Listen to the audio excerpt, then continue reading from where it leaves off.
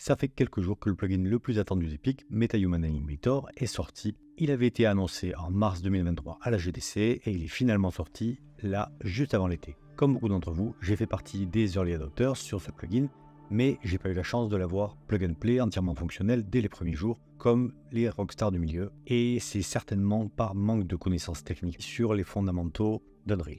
Au fur et à mesure que j'avançais dans ce crash test, qui m'a un peu rendu fou pendant 5 jours, j'ai pensé que ça serait une bonne idée de revenir sur tous ces crashs, sur ces accidents, les accros que j'ai vu vivre, et de les partager avec ceux que ça pouvait intéresser. J'ai commencé par une version anglaise de cette vidéo, étant donné que sous Unreal, tout se fait en anglais. Le but, c'était aussi de pouvoir donner un coup de main à la communauté, étant donné que la plupart des questions et les réponses qu'on peut trouver sur le sujet sont disponibles en anglais. Bref, comme ça, vous aurez le choix. Un petit rappel avant de commencer, MetaHuman Animator, c'est quoi? Rapidement, MetaHuman Animator for Unreal, c'est la nouvelle version du plugin MetaHuman qui fait le lien entre le site web d'Epic, qui génère des méta-humains, qu'on peut trouver sur metahuman.unrealengine.com, et une technologie remodelée au sein de l'éditeur Unreal Engine afin de créer un lien entre ce générateur d'humains réaliste et un processus simplifié de capture de performance faciale, simplifié au maximum par l'utilisation d'un iPhone pour le piloter. Côté contraintes techniques, le plugin MetaHuman for Unreal Engine repose sur un certain nombre de choses qu'on peut considérer comme acquises, mais qu'il ne faut pas oublier quand on se jette dessus. Tout d'abord, sa technologie est profondément liée à la technologie Unreal Engine 5.2. La documentation écrite du plugin et les annonces sur le site web peuvent annoncer une compatibilité avec les versions 5.0 et 5.1, mais ce sera limité à Mesh to MetaHuman et à d'autres actions classiques, et on ne pourra pas utiliser les nouvelles fonctionnalités de MetaHuman Animator liées à la 5.2. Le point suivant, on attend du matériel costaud. Vous pouvez jeter un œil à la documentation web dédiée sur dev.epicgames.com qui est remplie d'infos utiles comme toujours avec Epic, mais soyez bien préparés avant de vous lancer, à moins que vous ne vouliez attendre encore, planter, mourir et encore attendre. Le traitement du plugin repose sur du traitement local. Vous devrez donc travailler avec plusieurs cœurs logiques de la série Intel i7 6000, mais la série 12000 est plus que recommandée.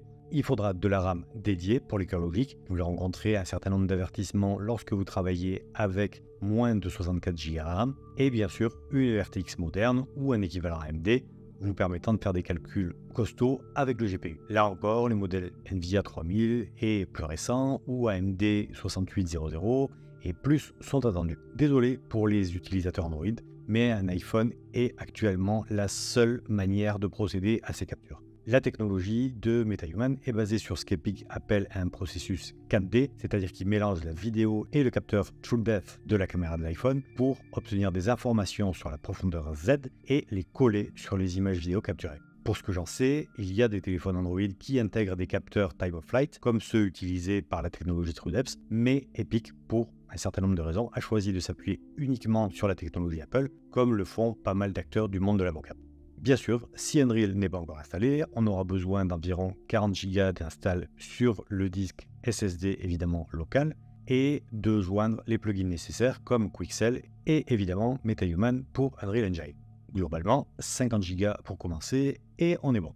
Ensuite, installation de plugin MetaHuman depuis l'Epic Game Store. Une fois Unreal Engine 5.2 installé, on parcourt l'Epic Game Store, section Unreal Engine, à gauche, pour trouver le plugin MetaHuman dans le Marketplace. On le télécharge gratuitement, puis on l'installe sur le moteur. On sélectionne installer sur la 5.2, on attend qu'il soit téléchargé et extrait. Maintenant, on clique sur la bibliothèque en local, section version du moteur 5.2 pour vérifier que l'installation s'est bien déroulée. Si notre version 5.2 est déjà en cours d'exécution, il faudra quitter pour terminer le processus d'installation. Maintenant, on va configurer l'installation du plugin sur UE 5.2. On va lancer Unreal Engine 5.2, vérifier que les plugins nécessaires sont connectés, MetaHuman et Quixel. En cliquant sur lancer le moteur en version 5.2, on peut se retrouver face à un message conditions requises, un peu mystérieux. En anglais, c'est prerequisite, qui va nous bloquer pour la suite. Ça signifie qu'il faut probablement vérifier les configurations du pare-feu et de l'antivirus. Il peut y avoir d'autres raisons, mais sans plus d'infos, c'est souvent le premier point à vérifier. Windows 11 en particulier est équipé d'un système un peu opaque contre les virus et les menaces et il peut arriver qu'on ne reçoive pas de notification instantanée du blocage d'un logiciel et il faut passer par le centre de sécurité Windows, aller dans virus et menaces, trouver l'historique de protection qui montre Unreal Editor ou Epic Games Launcher.exe marqué comme dossier protégé dont l'accès est bloqué, donc on clique et on l'autorise sur notre appareil. Il y a pas mal de personnes qui ont indiqué qu'ils n'avaient reçu aucune notification et qu'ils étaient restés bloqués par ce message. Ça m'est arrivé quelques fois pendant l'installation des versions 5.0, 5.1, 5.2. Parfois, un redémarrage était nécessaire, parfois non. Mais dans tous les cas, une visite au centre de sécurité devrait résoudre le problème. Question suivante, est-ce que je dois installer le projet d'exemple MetaHuman? Pour faire court, non. J'ai fait le test avec et sans le projet d'exemple précédemment publié. En fait, le nouveau plugin contient tout ce qu'il faut et les trackers de rigging jaune sur fond noir avec lesquels on a envie de jouer seront intégrés au système de manipulation. Donc, on peut s'épargner le téléchargement de 6 Go et commencer avec un nouveau projet tout frais avec le meilleur nom qu'on veut lui donner. Et ensuite, vous pourrez télécharger vos propres MetaHuman depuis l'application en ligne plus tard. Maintenant, par où on commence? On peut se baser sur un projet existant ou encore démarrer sur une toile vierge. Il faut garder à l'esprit que le plugin est encore une version expérimentale et comme toujours avec les bêtas, il vaut mieux tester, expérimenter avant même de penser à coller nos nouvelles créations dans une production qui serait par exemple destinée à un client. On peut donc lancer un nouveau template 5.2, on choisit un nom avec lequel on est à l'aise et on le complète. Par exemple, ici, j'ai mis MetaHuman Test 52 avec un template vierge. C'est une bonne idée de garder le ray tracing activé pour obtenir des résultats toujours jolis quand vous irez plus loin dans les tests, par exemple avec les réflexions, avec Lumen, avec l'éclairage de personnages en temps réel, etc. Maintenant, on va activer les plugins. Pour commencer, on aura besoin de quelques plugins afin de faire fonctionner MetaHuman dans Unreal Engine.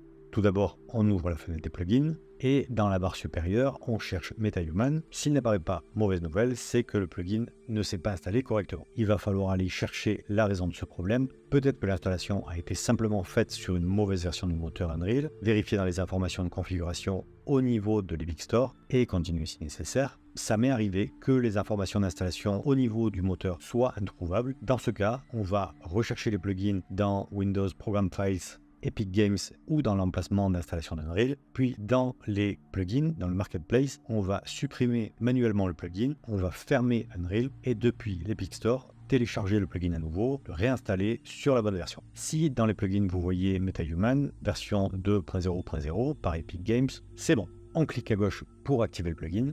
Il sera demandé normalement de redémarrer pour activer le plugin. On ne va pas le faire maintenant, on va aller régler quelques détails supplémentaires.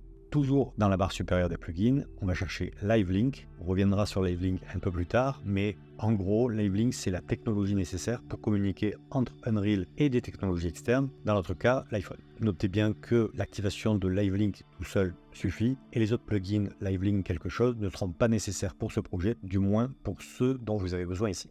Au niveau des plugins Apple, il y a quelques plugins qui peuvent aider à se débarrasser de problèmes inattendus avec le décodage vidéo, la reconnaissance faciale ou la lecture qui s'appuient sur la technologie Apple. Une petite liste à activer en cas de problème avec du décodage et de la sortie vidéo, Apple ARKit, ARKit Face Support et Apple ProRes Media. Le dernier, Electra Player, ça peut être judicieux d'activer Electra Player. J'ai pas été trop loin dans cette technologie, mais en tant que lecteur vidéo de nouvelle génération, il peut également soulager le décodage vidéo par accélération matérielle. Je me suis retrouvé face à un rendu de texture vide au lieu de l'affichage de la vidéo et l'activation d'Electra Player a été une partie de la solution pour afficher à nouveau les vidéos de l'iPhone dans le traitement de l'image. Au niveau paramètres du projet, pour de multiples raisons, vous pouvez rencontrer des problèmes de rendu et de performance quand vous démarrez votre projet MetaHuman. Gardez à l'esprit que les technologies UE 5.2 sont liées entre elles et certaines bases doivent être respectées. DirectX 12 par exemple, c'est indispensable et vous en aurez besoin pour travailler de manière confortable avec votre projet MetaHuman. Si vous rencontrez des problèmes de rendu, jetez un œil à votre interface matérielle de rendu ou RHI pour Rendering Hardware Interface. Vous la trouverez dans les paramètres du projet, plateforme, Windows. Là, le shader Model 6 doit être activé également en tant que moteur de rendu pour D3D12 et la RHI ciblée doit être assignée par défaut à DirectX 12. Il existe aussi l'API Vulkan qui semble fonctionner dans de nombreuses configurations de projet Unreal, mais la plupart du temps, le boss, c'est DirectX 12. Si vous rencontrez des problèmes avec DirectX, vous pouvez vérifier votre installation en exécutant Windows R et CMD. Tapez ensuite DXDiag et vérifiez votre version actuelle de DirectX. Si vous utilisez DirectX 11 pour une raison quelconque, comme une vieille installation de Windows ou des pilotes obsolètes, envisagez de rafraîchir l'installation, d'obtenir de nouveaux pilotes, de mettre à jour via Windows Update ou par l'installation de pilotes en ligne et ensuite de migrer vers DX12. Ensuite, IMG Media Cache. Les options de cache média sont essentielles au traitement des images, donc il va falloir préparer la configuration Unreal à être très sollicitée par l'ajout d'un volume de cache supplémentaire. Donc on va naviguer toujours dans les paramètres du projet vers Plugin IMG Media. Tout d'abord, on va considérer que la fréquence d'image par défaut doit être cohérente tout au long de votre projet. Ici, j'allais travailler à 24 images par seconde, c'était la fréquence d'un ancien projet, mais je vais m'en tenir à 60, comme sur l'application de capture Live Link sur l'iPhone. Il faut garder à l'esprit que 30 images par seconde, ça peut largement convenir à beaucoup de projets, mais pour les tests de performance, autant essayer de pousser au max jusqu'à 60 fps. Les options de mise en cache sont très importantes afin de permettre la diffusion en continu et de supporter tout le traitement très lourd des images. Par défaut, les options de mise en cache sont les suivantes. Le pourcentage de cache en amont doit être à 25%, la taille du cache et la taille du cache global correspondante doivent être de 2 Go, le nombre de threads de cache de 8. Vous pouvez pousser le nombre de threads de cache à utiliser à 0. C'est Unreal qui fera travailler les threads disponibles plus intensément. Ensuite, on augmente la valeur de la taille du cache en gigas. 2, c'était très bien pour moi, mais au cas où vous en aurez besoin, vous pouvez progressivement doubler la valeur, 2, 4, pour la rendre de plus en plus forte au cas où ce serait insuffisant. Et à ce stade, avec tous ces paramètres OK, on peut redémarrer maintenant Unreal pour appliquer tous les changements. Maintenant, on passe à la connexion et l'acquisition de données vidéo.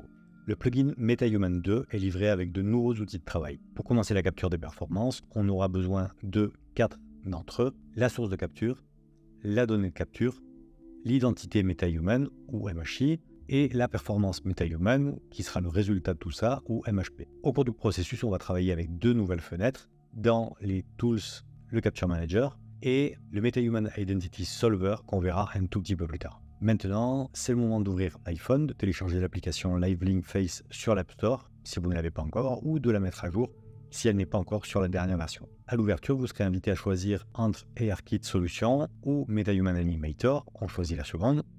De retour dans le Content Browser de Unreal, on va aller dans le dossier principal pour créer un dossier MetaHuman Test. Et dans le menu du clic droit, on va créer un nouveau MetaHuman Capture Source et on va lui donner un nom clair et unique. La connexion doit être établie avec Live Link Face Connection pour la capture en temps réel ou avec les archives si vous prévoyez de travailler avec des séquences préenregistrées. Les séquences stéréo, le HMC, c'est un troisième cas, configuration de caméra stéréo montée sur la tête, mais ça ne sera pas abordé ici. À ce stade, on va vérifier nos connexions réseau. Donc l'iPhone et les paramètres d'installation d'Unreal doivent être sur le même réseau. Il y a pas mal de problèmes de configuration de Live Link ou de MetaHuman Animator qui proviennent de ce point. Donc, il faut vérifier la connexion Wi-Fi versus la connexion Ethernet du PC. Le Wi-Fi et l'Ethernet peuvent très bien coexister sur une même machine et il y en a un qui peut prendre le dessus sur l'autre. Il faut vérifier les paramètres de votre réseau pour savoir si vous utilisez un réseau sans fil ou un réseau câblé. On peut trouver des infos supplémentaires sur Windows R CMD et vérifier le réseau en tapant IP config. Une série de configurations et d'adresses IP défileront et vous pourrez vérifier votre IP locale. En général, vous tombez sur 192.168. quelque chose. Ça signifie que vous êtes sur un réseau local. Vérifiez si l'iPhone est bien sur le même. Par exemple, 192.168.1.05 pour le PC et .1.06 pour l'iPhone. En fonction de la configuration de votre réseau domestique ou professionnel, vous pouvez trouver jusqu'à 1.40, 1.80 et plus. Si on est à l'aise avec les configurations réseau sur le routeur, on pourra créer des règles DHCP pour assigner une IP locale fixe à chaque machine afin que ça ne change plus de numéro d'IP local et qu'on n'ait pas à modifier ces adresses ultérieurement dans Unreal.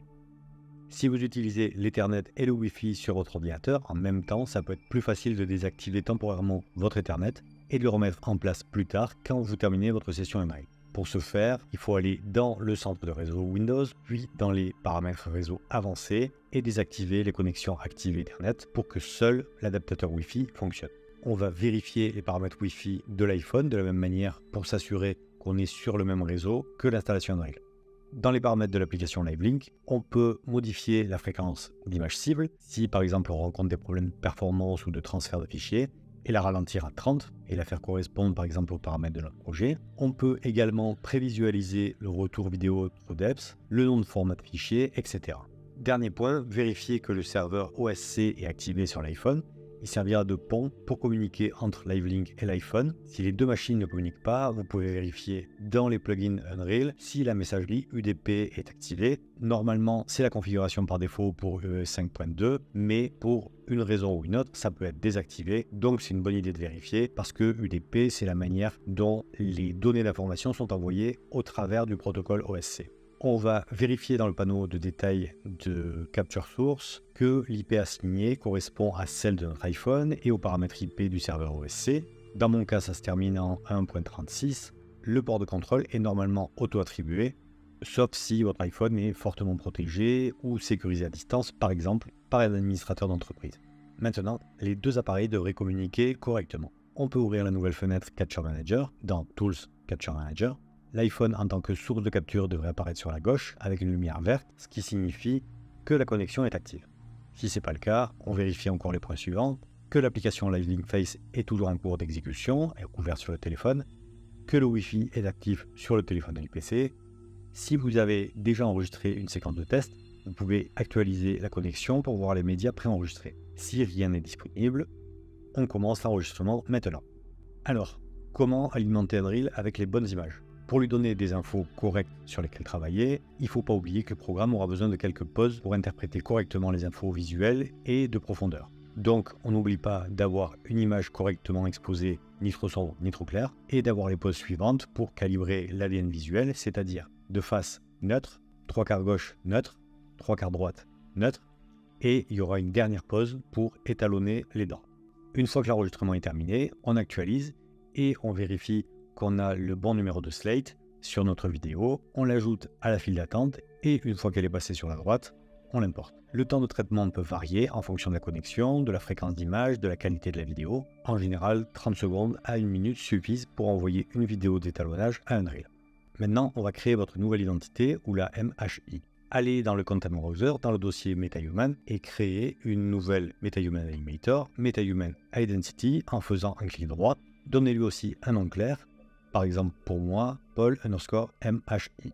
Cette identité sera unique. On pourra en créer une nouvelle avec d'autres séquences, mais pour l'instant, celle-là sera votre ADN numérique pour MetaHuman. On sauvegarde avant un crash éventuel. Notez que si c'est la première fois que vous utilisez ce nouveau plugin, vous devrez vous connecter à Epic pendant ce processus pour continuer. Maintenant, on va cliquer sur notre MHI et dans la barre supérieure, sélectionner Create Component from Footage. Votre dernière prise importée devrait apparaître dans le menu déroulant. Si ce n'est pas le cas, vérifiez dans votre gestionnaire de capture si la dernière importation a réussi. Si ce n'est pas le cas, on répète l'étape précédente pour importer la séquence, on l'ajoute à la file d'attente, on l'importe et on vérifie qu'elle est marquée comme réussie. Succeeded. Ok, donc on assigne les images téléchargées. L'interprétation des images peut prendre un certain temps. Sur le côté gauche, le tracker par défaut doit être assigné à Generic Face Contour Tracker et la cible à votre séquence. Dans le cadre principal, vous devriez avoir une vidéo de votre visage. Ici, j'ai déjà eu quelques problèmes avec un gabarit texturé bleu foncé au lieu de la vidéo. Vous pouvez vous reporter un petit peu plus tôt dans la vidéo sur les points qui concernent le rendu des X12 ou envisager d'activer Electra ou le lecteur Apple ProRes pour corriger les problèmes de rendu éventuels sur la vidéo. Si votre vidéo est OK, vous avez maintenant deux timelines sous la lecture. La première, c'est la profondeur. La seconde, c'est la vidéo. Les deux informations sont traitées ensemble pour créer votre identité numérique. Là, vous pouvez faire défiler les images, vérifier que vous avez bien votre vidéo en entier avec les 3 pauses et les dents. On n'oublie pas d'ajouter un corps pour que votre tête soit attachée à quelque chose pour la suite. Maintenant, on va sélectionner la bonne photo face à l'objectif avec la première pose neutre et on clique sur le signe plus pour la promouvoir comme une vue de face et on clique sur OK. Les trackers vont être ajoutés au visage en fonction des calculs du plugin. On peut zoomer avec la molette du milieu et déplacer avec le bouton droit de la souris. On clique sur la caméra pour libérer la lecture et on part à la recherche de la prochaine image. On cherche le bon angle où on puisse voir les yeux, le nez. On clique sur le plus, on relâche la caméra, on passe à l'autre vue, plus, relâcher caméra et on a terminé notre pose neutre.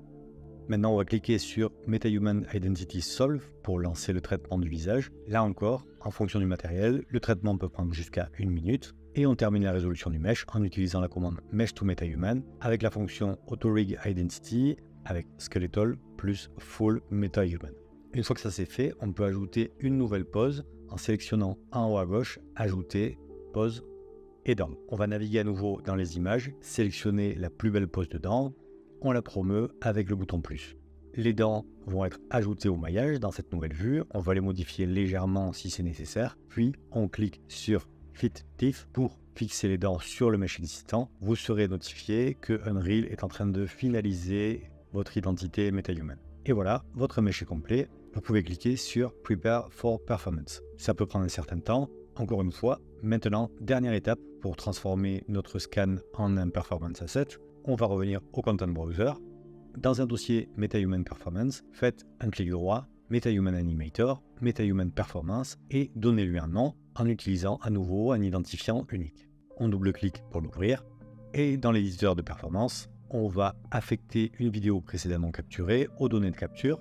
Ici, la timeline doit s'afficher et ensuite votre MHI personnalisé à l'identité MetaHuman en ajoutant votre Skeletal Mesh à droite. Là, on va sélectionner une plaque d'image à traiter avec un point d'entrée et un point de sortie. On clique sur le bouton Process en haut à gauche. Le traitement est affiché en temps réel et cette fois, il est assez court. Enfin maintenant, on peut l'exporter sous forme d'animation ou de séquence de niveau. On a quelques options supplémentaires qui permettent d'activer ou de désactiver le mouvement de la tête, d'étendre la portée de l'animation, d'éditer le squelette cible, etc. De retour dans l'éditeur, on peut voir apparaître la nouvelle séquence d'animation qu'on vient de créer à partir de ce MHP. Et c'est bon. On a une identité de visage qui est maintenant résolue en tant que référence pour la capture de performance à venir. L'écart qualitatif entre la solution Livelink classique et la nouvelle technique MetaHuman Animator est assez énorme en termes de réalisme. Tout n'est pas parfait, mais c'est quand même encore un grand bond supplémentaire de réalisme.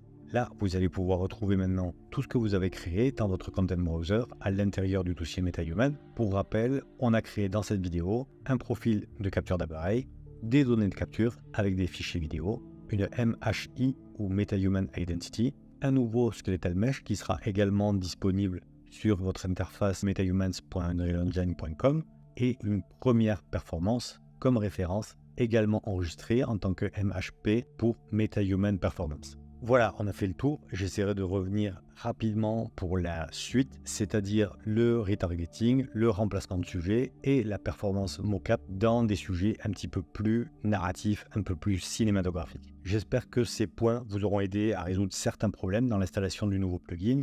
Vous pouvez ajouter des points, des questions que j'ai pu oublier dans les commentaires. Je ferai de mon mieux pour y répondre. Régalez-vous, bonne animation et à la prochaine.